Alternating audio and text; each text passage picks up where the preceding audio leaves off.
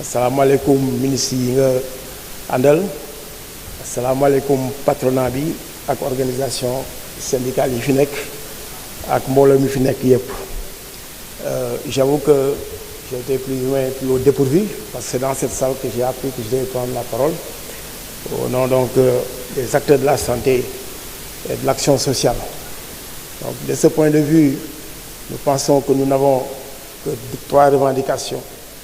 La première revendication, c'est l'application des accords. Nous avons signé des accords depuis le 22 mai 2022 et jusqu'à présent, il y a effectivement beaucoup de développement. Il y a des accords qui sont encore en suspens.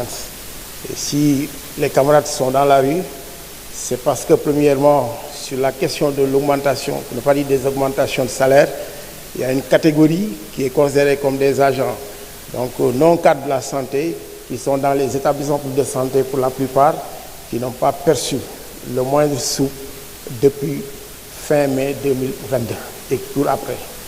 Avec cela aussi, ou à côté de cela, il y a nos camarades aussi des collectivités territoriales aussi, qui émargent notamment dans la santé, qui n'ont pas aussi reçu, qui n'ont pas perçu un seul sou depuis mai 2022. Nous pensons qu'il est temps de rétablir cela. Parce que quelqu'un disait qu'il n'y a pas de développement sans paix, mais il n'y a pas de paix sans justice, mais il n'y a pas de justice sans équité. Et nous pensons aussi que c'est le moment de rétablir cela. Donc nous n'avons pas de revendication nouvelle au plan financier, mais nous demandons simplement que l'application de ces accords-là. Maintenant, sur le plan des carrières, il y a eu beaucoup d'évolutions, mais il y a des documents, pour ne pas dire des projets de décret ou d'arrêté, qui sont encore en souffrance au secrétaire général du gouvernement du Sénégal. Et parmi donc, ces décrets ou ces projets, la mission de ces écoles de formation supérieure, à savoir le passage à la LMD, pour ne pas dire à la licence master doctorat, pour créer des écoles doctorales à l'ENTSS, École nationale des travailleurs sociaux spécialisés, et à l'ENDSS. Nous avons aussi nos préoccupations par rapport aux écoles d'ingénieurs, telles que les hygiénistes, et encore les maintenanciers. Et de ce point de vue aussi, nous attendons, ces documents sont en souffrance. Nous avons appris, avant de venir dans cette salle, avec beaucoup de joie, que le décret qui devait, en tout cas, faire en sorte que les techniciens supérieurs qui avaient comblé leur gap de connaissances et de compétences, ce décret-là qui devait leur faire passer à la hiérarchie A, que ce décret a été examiné en commission technique, en comité technique ce matin, et il est passé. Donc nous pensons que c'est une excellente chose parce que ça a donc occasionné donc, certains buts. Bon, nous pensons aussi, à côté de ces techniciens supérieurs, nous avons aussi d'autres, parce que nous voulons une santé de qualité, mais on ne peut pas avoir une santé de qualité sans les personnels de qualité. Les assistants infirmiers, ils sont là aussi, c'est un problème seulement d'arrêté qui est encore en souffrance. Puis aussi des personnels qui sont considérés comme des infirmiers brevetés. Et aujourd'hui, la contractualisation est aujourd'hui la règle, alors qu'elle devait être l'exception. Le ministère de la Santé ne connaît que des contractuels, une série de contractuels. Et récemment, avec ISMEA, dont le contrat est arrivé à terme, nos camarades de ISMEA sont là dans l'expectative. On ne sait pas s'ils deviendront des fonctionnaires au terme de l'accord ou bien des contractuels. Donc on ne peut pas avoir une santé, on ne peut pas parler de couverture sanitaire universelle sans parler de prestations de qualité. Et derrière chaque prestation de qualité, on doit avoir un prestataire de qualité. Et de ce point de vue, il y a des choses à faire au plan du recrutement. On revendique un recrutement massif de personnel de toutes les catégories. Ensuite, maintenant, la question des statuts. Celui des médecins, qui sont encore dans la rue. Nous pensons aussi au statut des autres cadres intermédiaires, les travailleurs sociaux, etc. Mais le statut aussi des personnels des établissements de santé. On a signé le décret en 2016 et jusqu'ici, l'hôpital ne travaille pas assez parce qu'il n'y a pas de disponibilité de services 24 heures sur 24. C'est pourquoi on a demandé l'application de la règle des 3-8. On doit avoir une disponibilité de qualité de 8h à 13h, de 13h à 20h et de 20h à 8h. Mais aujourd'hui, à l'hôpital, à 15h ou 16h, vous ne voyez personne. Nous pensons qu'il est question d'appliquer ce décret pour permettre non seulement la mobilité horizontale, parce qu'on peut être dans des EPS distants par exemple de 2 ou de 3 km sans avoir la possibilité d'avoir une affectation. C'est voilà pour la protection sociale et la couverture médicale. Maintenant, Je ne saurais terminer sans parler de l'action sociale, qui est le parent pauvre, parce que même dans le référentiel, on n'a pas inscrit le moins de CPRS. Merci beaucoup.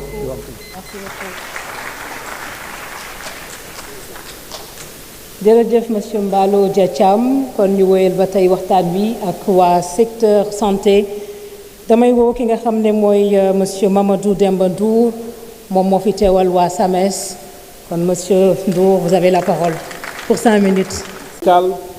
Monsieur les honorables autorités du patronat, camarades syndicalistes, camarades invités, bonjour ou bonsoir. Monsieur le Premier ministre, l'honneur nous est fait aujourd'hui de parler dans cette auguste assemblée d'un secteur qui nous tient à cœur. Monsieur le ministre est médecin, Monsieur le Premier ministre est médecin, c'est 25 ans d'investissement de l'État sénégalais. De la première classe CI, cours d'initiation, jusqu'à la spécialisation. L'État du Sénégal investit 25 années pour nous permettre d'être aujourd'hui gynécologue, d'être chirurgien, d'être ophtalmologue, j'en passe. Monsieur le Premier ministre, je vous interpelle respectueusement en vous disant qu'aujourd'hui, les jeunes Sénégalais qui sortent après 25 ans d'investissement sont laissés dans la rue.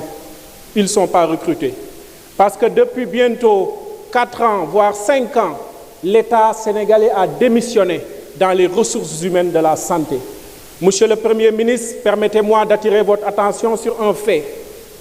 Dans la gestion de l'État, dans la gestion des ressources humaines de l'État, l'État central prend sur lui-même de prendre en charge les agents de l'éducation nationale. Nos collègues qui sont tous passés sont des agents de l'État. Les agents du secteur de la sécurité, tous ceux qui sont dans les forces de défense et de sécurité, sont pris en charge par l'État central. Comble de paradoxe, quand on arrive dans le secteur de la santé, il y a plusieurs employeurs qui se bousculent. L'État central détient un certain nombre de catégories, à savoir les fonctionnaires, les agents non fonctionnaires. Le ministère de la Santé signe des contrats qui sont illégaux pour des contractuels. Les structures de santé, à savoir les hôpitaux, les centres de santé, les équipes, les CDS, les comités de développement sanitaire, eux aussi sont obligés de contractualiser des cadres de la santé. Ce qui fait qu'au niveau de la santé, nous avons une disparité dans le traitement des agents. Et ça pose énormément de problèmes. Si aujourd'hui, Monsieur le Premier ministre, nous voulons offrir à ce Sénégal des soins de qualité, avec des ressources humaines formées, de qualité, mais aussi motivées, il faut que l'État puisse revenir sur ça.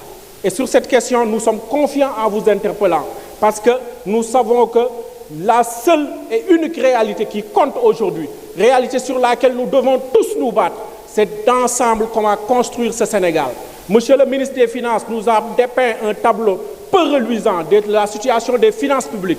Mais Monsieur le Premier ministre, convenez avec moi que si nous voulons relancer l'économie sénégalaise, il nous faut des Sénégalais en bonne santé. Et pour que ces Sénégalais-là puissent être en bonne santé, Monsieur le Premier ministre, nous devons, nous tous, ne plus accepter que des agents de santé soient formés par l'État du Sénégal et qu'ils soient laissés à la rue. Deuxième interpellation, Monsieur le Premier ministre, si vous le permettez, c'est la question de la gestion du recrutement des agents. J'en reviens parce que aujourd'hui, les populations sont là, elles nous suivent à travers les médias. Allez dans n'importe quelle structure de santé du pays, la file d'attente pour voir un médecin en termes de rendez-vous, elle est longue. La file d'attente pour avoir même ce rendez-vous, elle est longue. Moi, je suis chef de service d'une maternité à Matam depuis 10 ans. J'ai été seul dans cette situation. Pour cause, les jeunes qui sortent ne sont pas recrutés par l'État parce que l'État a démissionné dans les ressources humaines de la santé. Et Monsieur le Premier ministre, nous vous interpellons, nous sachons que vous venez d'arriver, ça fait seulement 10 mois, mais il faut qu'on vous dise les vrais problèmes pour qu'avec votre équipe, vous puissiez adresser les vrais problèmes et qu'ensemble, qu'on puisse les réussir. Monsieur le Premier ministre, rapidement, si vous le permettez, la grille indemnitaire appliquée aux agents de la santé, c'est une grosse injustice. Avec un bac plus 12, il y a des agents de la hiérarchie B qui peuvent nous rémunérer à 3 reprises. Ça, c'est une injustice, Monsieur le Premier ministre. Et nous pensons qu'en vous interpellant sur ces questions, vous saurez apporter du djoubal djoubanti au niveau de cette grille indemnitaire qui nous est appliquée. Monsieur le Premier ministre, je ne reviendrai pas sur les conditions de travail. On le sait tous, on est tous des usagers ici du service public de santé. Je vois que mon temps est terminé. Je vous remercie, Monsieur le Premier ministre, et je tiens à vous dire de manière formelle que si aujourd'hui nous sommes dans la rue, c'est parce que nous n'avons pas eu, avec nos interlocuteurs, un langage franc. Et c'est de ce dont nous avons besoin si nous voulons ensemble relever ce pays. Je vous remercie.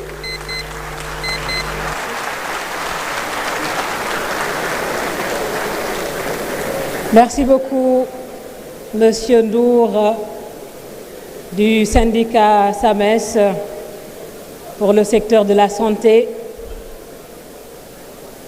Et nous allons passer aux collectivités territoriales.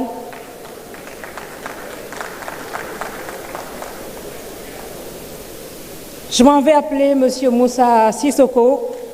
Il est le chargé de la communication de l'intersyndicale des travailleurs des collectivités territoriales.